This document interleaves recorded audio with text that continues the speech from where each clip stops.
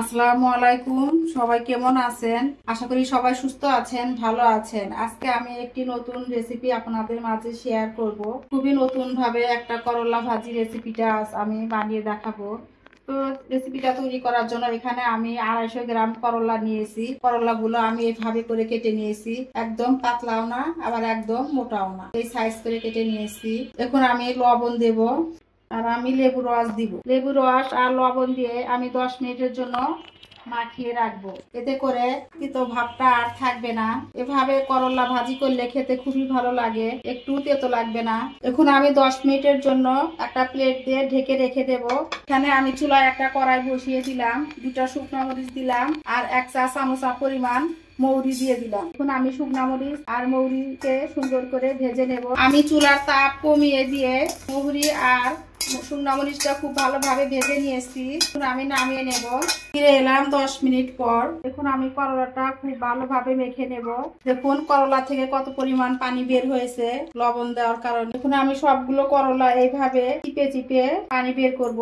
দেখুন এই যে কত পানি বের হয়েছে। এখন আমি এই করলাগুলো ভালো করে পানি দিয়ে ধুয়ে নেব। করলাটা আমি খুব ভালোভাবে পানি দিয়ে ধুয়ে চিপে নিয়েছি। করলার ভিতরে কোনো পরিমাণ পানি থাকা যাবে না। দিয়ে দিলাম 1/2 চামচ পরিমাণ হলুদের গুঁড়ো, 1/2 চামচের একটু কম ধনিয়ার গুঁড়ো, দিয়ে দিলাম 1/2 চামচের একটু কম জিরার গুঁড়ো, দিয়ে দিলাম 1/2 চামচ পরিমাণ হলুদের গুঁড়ো। এখানে আমি 2 টেবিল চামচ বেসন ব্যবহার করব। 2 চামচ বেসন দিয়ে দিলাম। আর ভেজে রাখা মশলা মৌরি আর শুকনো মরিচ গুঁড়ো করে নিয়েছি, দিয়ে দিলাম 1 চামচ পরিমাণ। উপকরণগুলো দিয়ে করলাটা খুব ভালোভাবে মেখে নেব। এভাবে করলা ভাজি করলে খেতে কিন্তু খুবই ভালো লাগে। যারা এভাবে করে খাননি, একবার হলেও এভাবে ট্রাই করে দেখবেন, খেতে অসম্ভব মজার হয়। মাখা হয়ে গিয়েছে, এখন আমি করলাটা ভেজে নেব। কড়াই বসিয়ে দিয়েছি, কড়াইটা গরম হয়ে গিয়েছে। আমি এখন পরিমাণ মতো তেল দিয়ে দিলাম। এই করলা ভাজিতে তেলের পরিমাণটা একটু বেশি লাগে। জিরাটা আমি একটু ভেজে নেব তেলের ভিতরে কয়েক সেকেন্ডের জন্য। জিরাটা আমি কয়েক সেকেন্ড ভেজে নেব, সুন্দর একটা ফ্লেভার বের হওয়া পর্যন্ত। ভাজা হয়ে গিয়েছে। এখন আমি মাখিয়ে রাখা করলাগুলো দিয়ে দেব। করলাগুলো দিয়ে ভালোভাবে তেলের সাথে আমি মিশিয়ে নেব। চুলার তাপটা আমি কম রেখে করলাটা ভেজে নেব। এখন আমি 2 মিনিটের জন্য ঢেকে দিয়ে রান্না করব। ফিরে এলাম 2 মিনিট পর। করলাটা আমি ভালোভাবে নেড়ে চেড়ে মিশিয়ে নেব। করলাটা কিন্তু কমে অল্প হয়ে গিয়েছে, পরিমাণে কম হয়ে গিয়েছে অনেকটা, তার মানে অনেকটা নরম হয়ে গিয়েছে। এই পর্যায়ে এসে আমি অল্প একটু লবণ দিয়ে দেব, কারণ করলা দিয়ে লবণ মেখে রেখে দিয়েছিলাম, সেটা মাথায় রেখে লবণটা দিতে হবে। বেশি হলে আবার তেতো লাগবে খেতে। আপনারা যারা আমার ভিডিওটি দেখছেন, প্লিজ দেখার শুরুতে একটি লাইক দিয়ে দেবেন। আপনাদের একটি লাইক আমার ভিডিওটি অনেকের কাছে পৌঁছে দিতে সাহায্য করবে।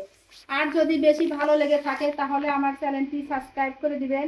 সাবস্ক্রাইব করে পাশে থাকা বেল বাটনের অল অপশনটি প্রেস করে দিবেন, যাতে করে আমি কোনো ভিডিও ছাড়ার সাথে সাথে আপনাদের কাছে নোটিফিকেশন চলে যায়। আর যারা অলরেডি এই কাজটি করে দিয়েছেন, আপনাদের সবাইকে জানাই অসংখ্য অসংখ্য ধন্যবাদ। দেখুন কালারটা কিন্তু খুব সুন্দর হয়েছে। এই পর্যায়ে আমি 2টা কাঁচামরিচ দিয়ে দিলাম একটু সুঘ্রাণ বের হওয়ার জন্য, খেতে খুবই ভালো লাগবে। এখন আর আমি ঢেকে রান্না করব না, ঢাকনা ছাড়াই আমি করলাটা এভাবে ভাজি করে নেব। ভাজিটা প্রায় হয়ে গিয়েছে। এই পর্যায়ে এসে আমি এখানে পেঁয়াজ কুচি দিয়ে দেব। এখানে আমি 1/2 কাপ পরিমাণ পেঁয়াজ কুচি দিয়ে দিলাম। এটা ভাজার পরে যখন বেরেস্তার মতো হবে তখন কিন্তু খেতে খুবই মজা লাগবে। এখন আমি ভালোভাবে মিশিয়ে নেব করলার সাথে। এখন আমি লাল লাল করে করলাটা খুব সুন্দর করে ভেজে নেব। ভাজিটা করা আমার হয়ে গিয়েছে, একদম মুসমুসে লাল লাল কালার হয়ে গিয়েছে। দেখতেই পাচ্ছেন কতটা সুন্দর হয়েছে। তো এখন আপনাদেরকে একটু পরিবেশন করে দেখিয়ে দেব। তৈরি হয়ে গেল অসম্ভব টেস্টি এবং মজাদার করলা ভাজি। এভাবে বন্ধুরা করলা একবার অবশ্যই ট্রাই করে দেখবেন। আপনার পরিবারের সবাই খেয়ে বলবে এত স্বাদ, আবার বানাও। এতটাই সুস্বাদু হয় খেতে, খুবই মজা হয়। তো বন্ধুরা আমার ভিডিওটি কেমন হলো অবশ্যই কমেন্ট করে জানাবেন। আজ এই পর্যন্ত। সবাই ভালো থাকবেন, সুস্থ থাকবেন। পরবর্তী ভিডিও দেখার আমন্ত্রণ রইল। আল্লাহ হাফেজ। আসসালামু আলাইকুম।